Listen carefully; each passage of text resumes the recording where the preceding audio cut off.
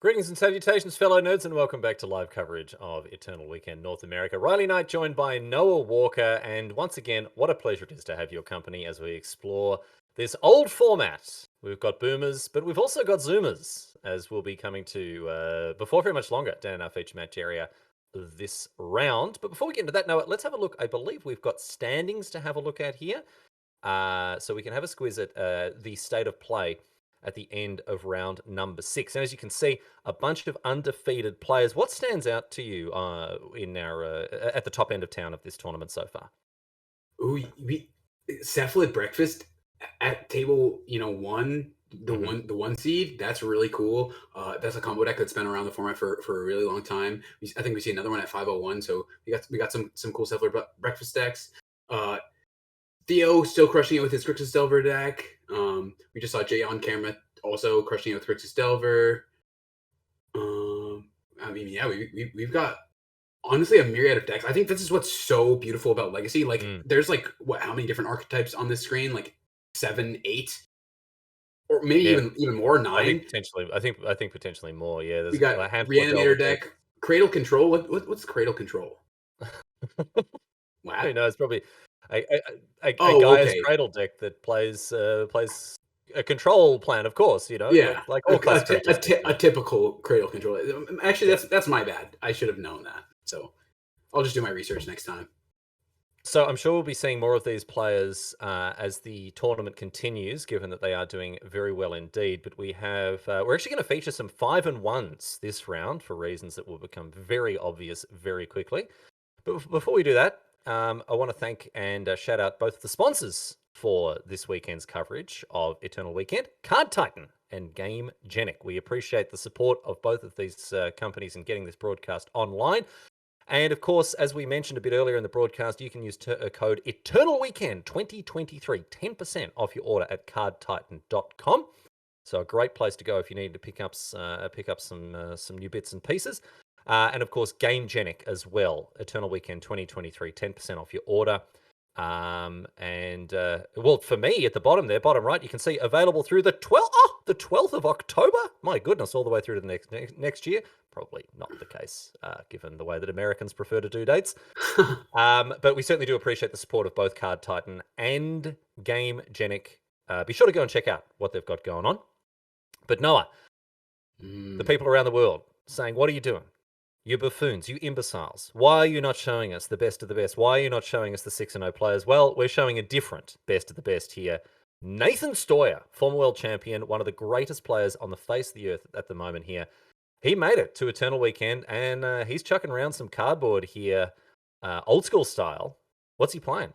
Zoomer Delver? Yeah, we got the goat out here playing Zoomer Delver. Nathan just showcasing the deck that Julian Jacobovich just won the EU champs with, I want to say, just a couple weeks ago.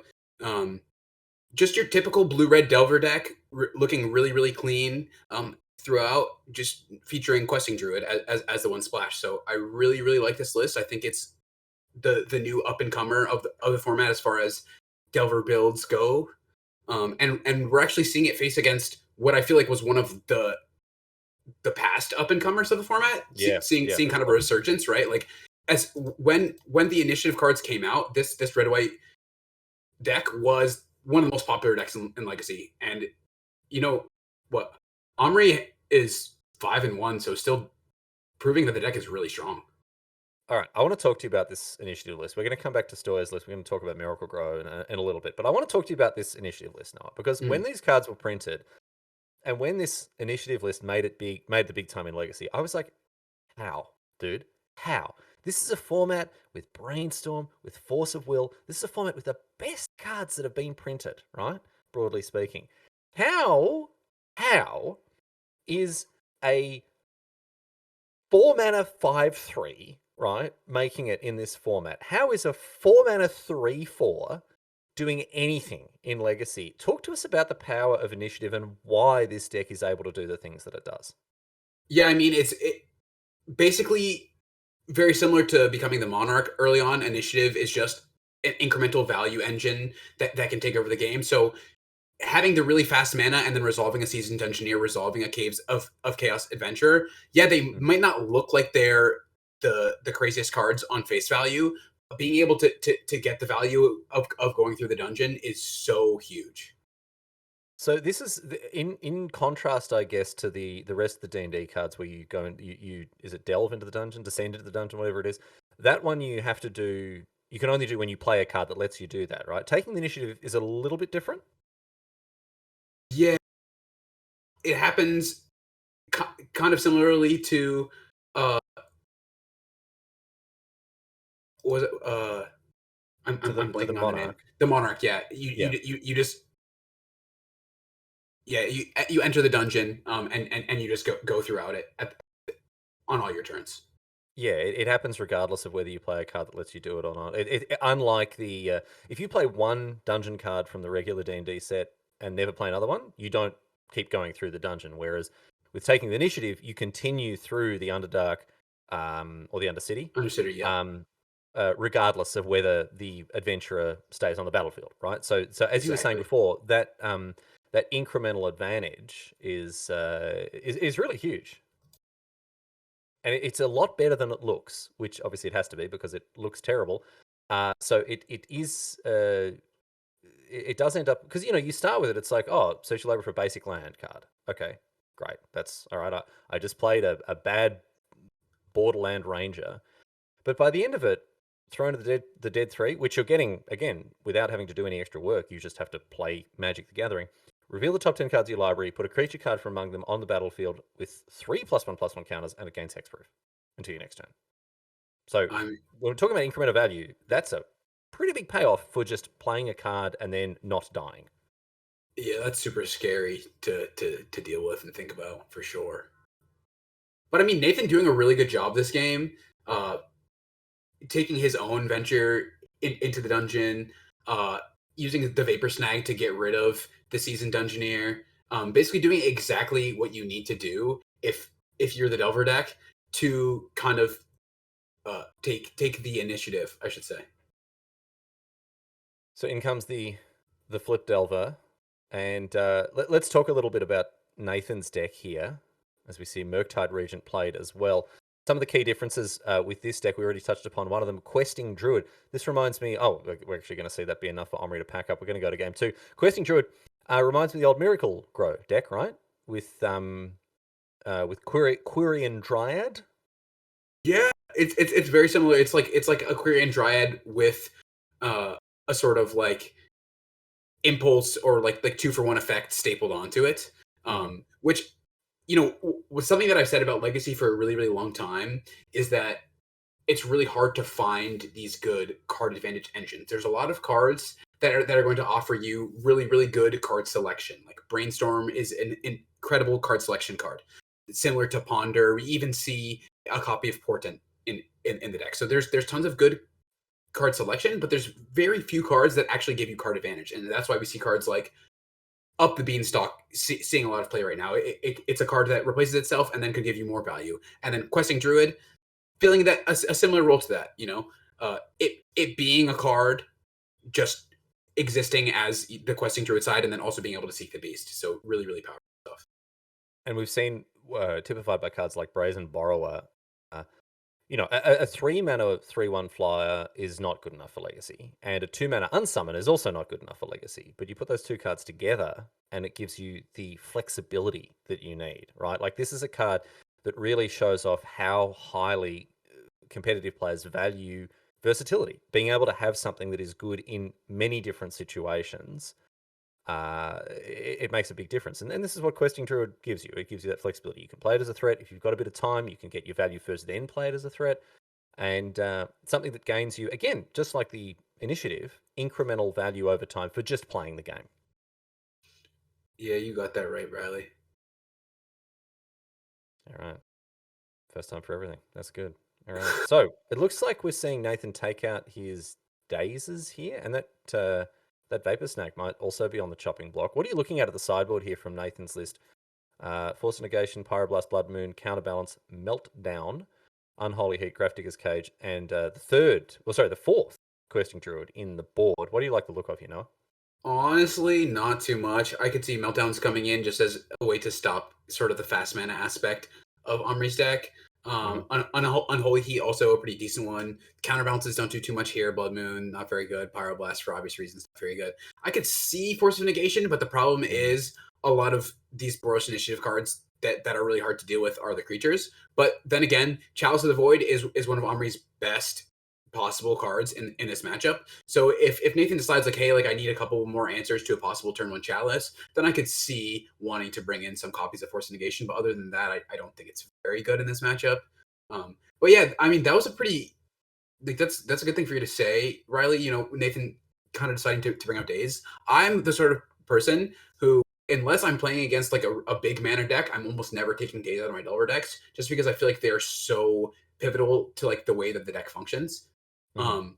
But it is, you know, important to note that he is on the draw against a deck that has a lot of like cards that add multiple mana. You know, the City of Traders, the Ancient Tombs, as well as like Lotus Petal, Chrome Monk's deck. So like those are the sort of decks where it is really defensible to take out the Days. The Days matter a little bit less against decks like that, but it is one of your only ways to interact with these cards anyways. So it's both hard to take out and also not very effective when your opponent has all of these easy ways to gain access to a lot of mana. You know, Simian Spirit Guided, even Cavern of Souls. So like there's just countless cards in Omri's Boros Initiative deck that kind of, you know, he kind of built his deck this way to be good against the Days decks. But It's sort of an all or nothing card, right? It either does absolutely everything you want and completely runs roughshod over an opponent, or it does nothing and it's one of the most embarrassing pieces of cardboard you could hope to hold in your hands. yeah, In the situation where Days is good, it's really good, but I think it loses so much value so quickly in this matchup, specifically when you're on the draw, that I don't fault Nathan for thinking about taking at least some of them out, because totally, sometimes you're going to sit with a handful of Days as wishing it was anything else. for sure. And it looks like he did decide to bring in a couple copies of Force Negation, so kind of similar, you know, thinking, yeah, Days is good. I can't keep them all in. Probably Force Negation could stop a turn one Chalice. So I like that. So we got a mulligan here for Omri. Looks It like looks it. like Not what you want when you're 0-1 down against one of the best players in the world. On the other side of things, this looks like a decent enough hand here for Nathan. It's lacking answers, I believe. I think it's pretty heavy on threats, but he does have that ponder. He'll be able to find something. yeah. I mean, if you're Nathan, it's always scary when you're playing these Delver decks to keep a hand that doesn't have any sort of counter spells against decks that can provide like a lot of pressure on the first turn or first two turns of the game. So while Mhm. Nathan's hand isn't very bad, he probably has to keep. It could just sort of, if you're Omri, you could just sort of maybe end the game on turn one. Well, this hand has a ton of extra mana, and that Seasoned Dungeoneer is going to, nope, not be enough here for Omri. Ooh. So I looked at that and it's like, well, that's a turn one Seasoned Dungeoneer, right? He was But he was one other spell short. So he yeah, had the Chromox, it had the pedal, but then and the Dungeoneer as well as the City of Traders, but it didn't have mhm. any spell to pitch. But hang on, City of Traders, Chrome Mox. Oh no, no, no, no. Okay, there was a fourth mana uh, Yeah, needed. Yeah, really close hand my there. mistake. My mistake. Yep. But Draw a honestly, white there card off the top, you're in business. Or any exactly. card really, any non-land off the top, you're in You could business. just set it up Yep. for turn two, exactly. Oh my goodness. Oh my goodness. Caracas, Swords, Lotus Petal, Double Solitude. And is that a Chalice? At least there's a Chalice. No, Chalice on one. Chalice But on one. oh no, Omri kept Chalice and Swords to Plowshares. So what? Oh. So his big plan is to play Chalice Ah, on one and yeah. then dead his own spell in hand. That's not No, good. dude. No, no, no. Omri's on another level. Check this Oh, out, right? We're gonna turn see one. turn one towards the Oh, DRC or the Delver, wow, big and brain. then right, then turn two, cast the Chalice. Well, I thought he had a pedal, so I'm surprised to not just see him immediately try to go for the the the turn one Chalice. Mm-hmm. Just for like a couple reasons, you know, you won't at that point you don't need to answer the one cost threats because they can't even cast them. Um, and now if you're Omri, you're kind of opening yourself up to Nathan possibly being able to have a daze here because I Yeah. don't think he has another mana source aside from the pedal whatsoever. So Unless he draws one here, yeah. I do think the turn one chalice, if that were an option, I think that would have been a slightly better. But we're going to see now turn two chalice for one and force a negation. So oh, it would have Nathan mattered picked up the anyway. four. No, he picked it up either Oh, did with he? his draw step or it wasn't in his opening hand. So he picked it up Wasn't in either his with the opener. draw Yeah. step or off of the ponder, which is Yeah. just so sad to see here if you're Omri because I think Omri was kind of hoping to be able to pick up a land and not have to use this pedal, which I understand. And he doesn't have perfect information of Nathan's hand. He doesn't know that Nathan didn't have the counter I spell the just think previous you turn. stand So against so much more by casting the chalice on turn one, limiting the number of answers that Nathan can have, turning off days. Yeah, yeah, that's an unfortunate bounce here for Omri, who does now, however, get to cast this Chalice of the Void. Oh, sorry, this Swords to Plowshares with no Chalice on the battlefield. So it all works out, sort of, before true. Nathan casts a Brainstorm, finds a Daze. Oh no, Daze isn't going to do it here. All right, so the Surveil now with the Brainstorm. Yeah, it looks like Nathan just opting to get a little bit of value out of his Dragon's Race Channeler before he lets it go. Draws three, is locked here, doesn't have a fetch. And I think it was Delver and another Delver DRC DRC. land. Yep. Yeah. Puts a Questing Druid back on top here. And away goes the DRC. Looks like he's setting up for like probably DRC land, like pass the turn, end of turn seek the beast, something like that. Or maybe he'll just play all three of his threats and then follow it with the Yeah, seek just the like beast deal with following this, all turn. right? Yeah. Yeah, yeah. Yeah, I'd say that's a little better actually. That's good. That's just like read them and weep, Bucko. What are you gonna do? You got an anger of the gods? I don't think so. All right, so Omri, Lotus Petal, and here is the Seasoned Dungeoneer off the back of that Simian Spirit Guide. Do you remember that? So that specific printing of Simian Spirit Guide that we're looking at there. Do you remember when that was printed?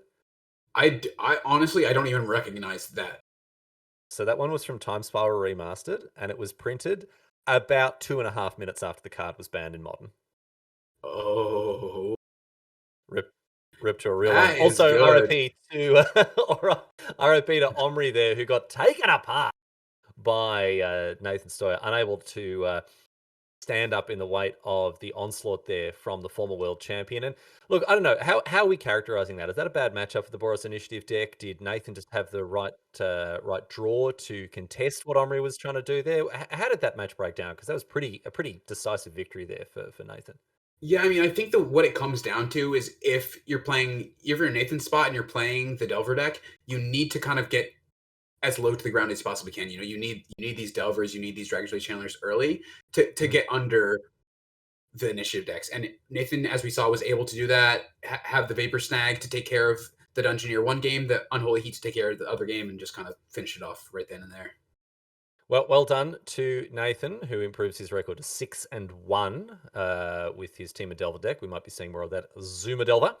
But right now we're moving on to our backup match, and here is another very well-known name, particularly in the Legacy crowd. It's Jarvis Yu, everyone, playing off against Jamie Alatis. We've got Grixis Delver, once again a Delver deck at the top end of town. Tell us about this 8-cast deck. I don't think, you and I haven't seen that yet. I'm not sure if it's been on the broadcast earlier, but talk to us about 8-cast. Yeah, I mean, Acast are really, really cool deck. It's like the affinity deck, I would say, for our modern players of Legacy. Just fast mana, similar Chalice of the Void angles. We've got a lot of artifacts, enough where we're able to play Mox Opal here. Basically, you just lay out all these early game artifacts and you're able to recuperate all of the card disadvantage with these thought casts and these thought monitors. Yeah, Thought Monitor is pretty ridiculous as Card essentially a flying Thought cast for sure. And look at this, Chalice on 1 for Jamie in a vacuum against just an average Legacy deck. That's going to be a pretty difficult play to get through here. Yeah, you hate to see that if you're a Jarvis fan like me. Delver notoriously bad at dealing with a Chalice on one in game ones. So, but I think Jarvis is playing Grixis, so we could see Molten Collapse. Yeah, it looks like he's got one copy of Molten Collapse in his main deck, which is a great answer to this Chalice. So Molten Collapse is brand new, coming to us from Lost Caverns of Ixalan, a 2-mana sorcery. Choose one if you descended, so if a permanent left the battlefield. You can choose both, destroy target creature or planeswalker, and destroy target non-creature, non-land permanent with mana value 1 or less. And Chalice certainly fits into that category. Jarvis, you discarding a Brainstorm here. I mean, Jarvis just doing the old Chalice check every turn. He's like, well, I'm going to have to discard one of these 1-cost spells from my hand anyways. I might as well try to cast them. And Jamie keeping him honest, you know. And now we see Urza's Saga create a construct.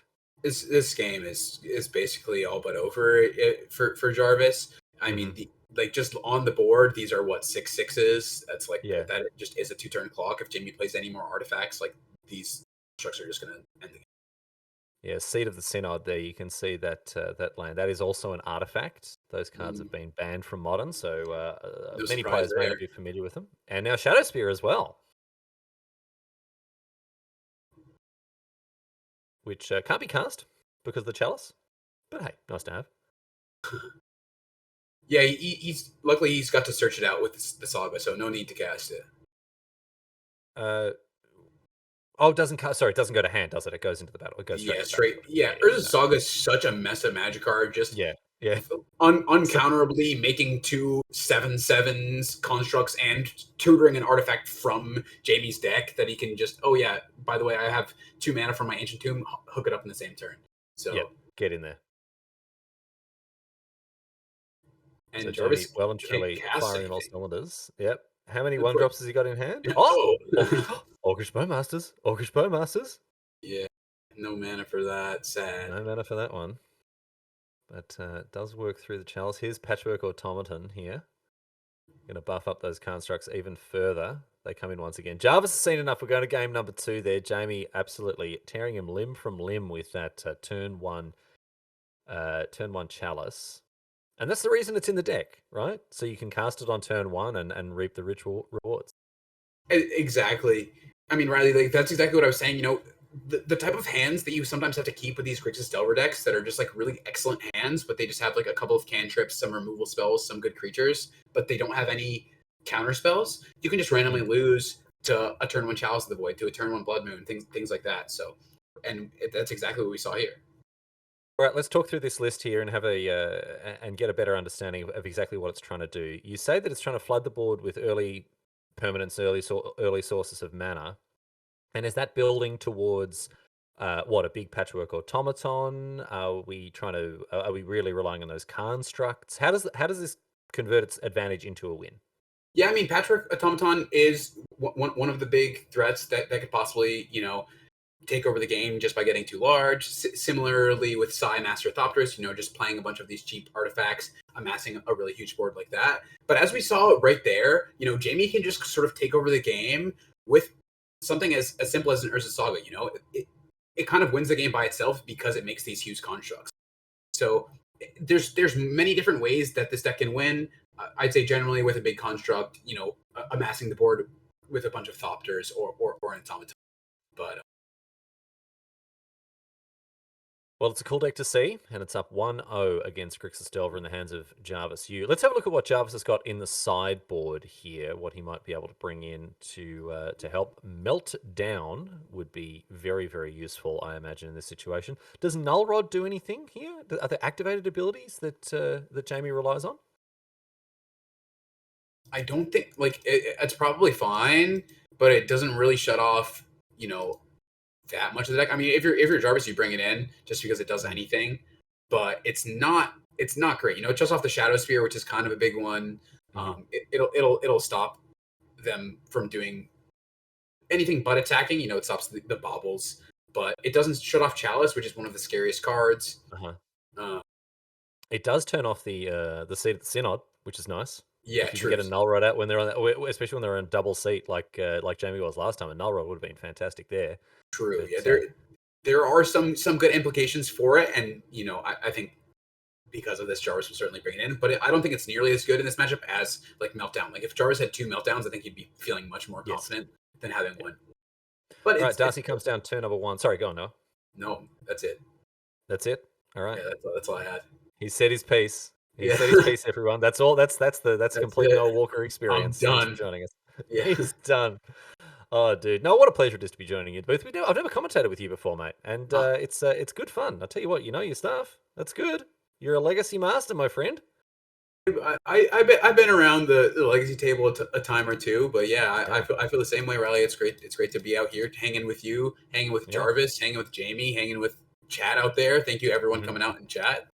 Yeah, great to have you along. Thanks for joining us today, exploring this ancient old format that we all love so very much. And now, Jamie turning up the heat with a seasoned automaton. This is a messed up card as well. You sort of look at it like, oh yeah, I can see how it's kind of good, but no, like Ward 2 on this card is Yeah, bonk. It's basically that hex. card is It's so close to hex. scary big Yeah. already. Well, it's the hmm first turn of the game, and like, Yeah, this thing's already huge thanks to those baubles. And on Jarvis's side, we're going to see a little Ponderino. Gets to have a look at 4 cards thanks to the Surveil from DRC. And already, look at that. Is that Delirium already? oh yeah, Yeah. we got land, we got instant, we got artifact, we got creature. Yeah. Simple as that. No breaks on the Jarvis train. You said you're a big fan of Jarvis. He's another Legacy Go Hard, right? Me and Jarvis have been, grinding these legacy tournaments with each other for a super duper long time. He's always Mhm. a fun guy to see around. He was on the pro tour for a lot of the same years that I was, so he's Mhm. a good friend and fellow legacy lover. Fellow Legacy Enjoyer. Yes. So, Wasteland here. And unlike some of the other newer artifact lands, Seat of the Synod is destructible, correct? Yeah, that one can be killed. You could just use this wasteland, get rid of it. I think Jarvis is a little bit more scared of the Urza sagas, and maybe that's why he's keeping around this wasteland. I think he's just like, yeah, you can have the mana. But honestly, I'm surprised that he didn't kill it. If I'm going to be completely honest with you, Riley, Mhm. it's I the think at this, only mana it's the he only had. repeatable source of mana, right? Yeah, Yeah. exactly. Yeah. It's the only mana he had. He just saw. I mean, hindsight's 2020, right? Like we over here in the booth and at home, we can see Jamie's hand. We know that he doesn't have another Seat of the Synod or any other real ways to gain mana, but Jarvis doesn't know that, and he is super worried about just like dying randomly to an Urza Saga. So it's respectable play. It's a respectable play. All right. Jamie cracks the bauble. Going to draw a card in the upkeep. And cracks no, nope. He's going to do it probably during Jarvis' turn to get another look at the next card here as he draws. Here's the second land, an Underground Sea. Black bordered both of these cards as well. It's worth pointing out. These rich legacy players, man. I'm just out here trying to eat my avocado toast, and we've Yeah. got rich legacy players out here. You're out here eating your avocado toast and failing to penetrate the housing Yeah, market. no Man. houses. No houses. Jarvis, however, on 2 black jewels. Who knows how many houses he has? Yeah, probably 10 houses, I Probably guess. 10. One for each type. He's got, and each of them are filled with a different type of blackboarded, Exactly. blackboarded beta land. Exactly, man. These boomers, these paper boomers. These paper boomers, dude, disgusting. A lot of them. No, I would definitely count myself among. It's the first time that I've had this experience of being a member of an older generation. Yeah, I'm only in my 30s. I'm not young anymore, but I'm not like old. yeah. But talking about cards like Bloodbraid Elf and Elspeth Sun's Champion and this sort of thing Oh now, it man, really puts a date on you. You know what I mean? the nostalgia just flooding in. Oh, dude, I got to tell you this story, right? As Jarvis goes through this. So I used to stream, right? I don't really do it Mm, anymore, but I used to stream. And this was around the time that they released Wrath of God onto MTG Arena, right? It was in one of the expansion packs you could play in like the older formats with Wrath of God, right? Anyway, so I'm playing with it in Historic or whatever, and someone comes in, they're like, "Oh, what is this Wrath of God? It's like destroys all the creatures with the good." And this guy's like, "What's regenerate?" I was like, "Regenerate." Obviously, it's like some cards you can like regenerate. He's like, I've never heard of this. I'm like, oh, Oh did you only just start playing? He's no! like, no, I've been playing for years, man. Like, what? And I was like, what? And I looked it up. Do you know the last card that had regenerate on it was Uh, printed in Eldritch Moon, dude? what, what, In what card was it? Shadows over Was it Thrawn? Innistrad? No. What No, was no, it? no, no, no. It was a bit later than that. It was in like 2016 though. I think 2016 was when they phased regenerate out. The entire generation Wait, of Magic players that have they never just regenerated a have creature. no clue. Oh They just no! don't use it, man.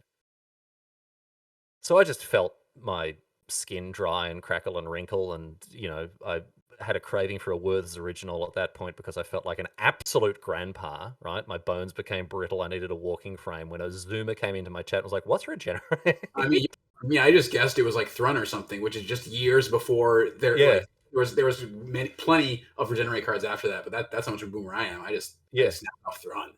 yeah, exactly. I'm definitely I'm not trying to get around it. I definitely am a paper boomer. Anyway, what do we got going on here? We got a Murktide Regent hitting the battlefield for Jarvis. Or no, is that a Force of Will to make sure it doesn't? Patchwork Yeah, Automaton still getting huge here. I mean, we're really just seeing the power of his 8 cast deck, not really needing too many threats. He just played a Patchwork Automaton early on, strung a bunch of spells in a row, and Jarvis having virtually no answers to it. Just a quick correction. It wasn't the Shadows over Innistrad block. It was 2016. I was right about that, but it was actually Oath of the Gatewatch, the last regenerate card. Birthing Hulk. Birthing Hulk was the last one. Man, that guy's a Birthing Hulk, beast. dude. Yeah. The last one. Last one we ever saw. All I right, it's mean, the last time we're going to see Jarvis Wu in this game here because he goes down 2-1 to Jamie Aladdis on Mono Blue 8 cast. And the deck really showing us what it's capable of there. But I think Jarvis also just having an awkward series of draws. He wasn't able to enact his game plan quite as effectively as I guess he wanted to there. No, that didn't look like the Delver deck at its best. yeah, Jarvis just kind of getting cleaned up. Really, really good draws there. From Jamie and this 8 cast deck. Mhm. Just kind of assembling the sort of things that he wanted early. Game one, the turn one chalice, and then it looked like it was turn two or three chalice the other game, followed by no counter spells for Jarvis. So not having really good answers lining up, as you said, not the best Delver draw ever. So it happens. Well, unfortunately for Jarvis fans, he goes down to X and 2, but certainly not out of the woods by any means. And we will be seeing more Delvers, I imagine, on the battlefield before very much longer. Right now, however, we're going to take a quick break. We're going to get things set up for our next round, and we do hope you'll stay with us and join us for continued coverage of Eternal Weekend. Stick around, everyone. A quick break, and then after that, more Magic coming your way.